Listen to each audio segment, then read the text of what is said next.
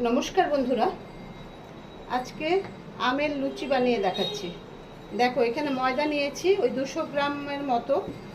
আর এইখানে আমি আমের এই যে পাল্পটা চিনি দিয়ে কড়াইয়ের মধ্যে রেডি করে রেখেছিলাম।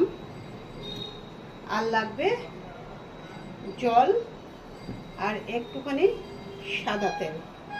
চলো দেখাচ্ছি কিভাবে এটা তৈরি করছি। ডোটা অল্প একটু সাদা তেল দিয়ে নেব,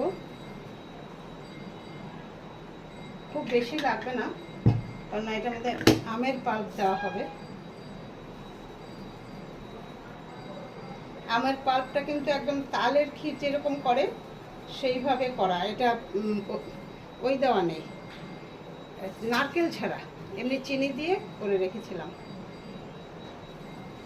সবটাই লেগে যাবে।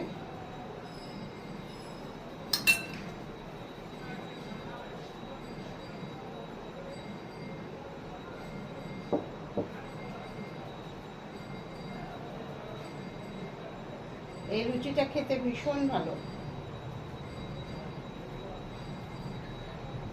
দেখো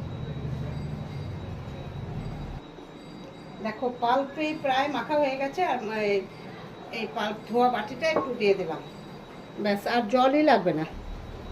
দেখো এটা ডোটা রেডি হয়ে গেছে।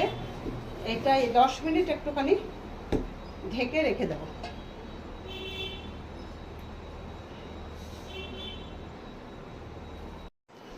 দেখো ডোটা সুন্দর নরম হয়ে গেছে। এবারে এটা থেকে লেচি কেটে নেব। খুব বড় করব না, ছোট ছোট করেই লেচি কেটে নেব।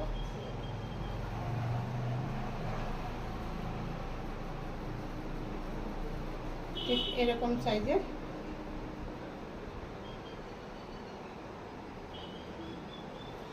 লেচি কেটে নেব। 200 গ্রাম থেকে আমার এখানে 12টা হয়েছে। এবারে চলো বেলে নিচ্ছি। একটুখানি তেল দিয়ে বেলে নেব।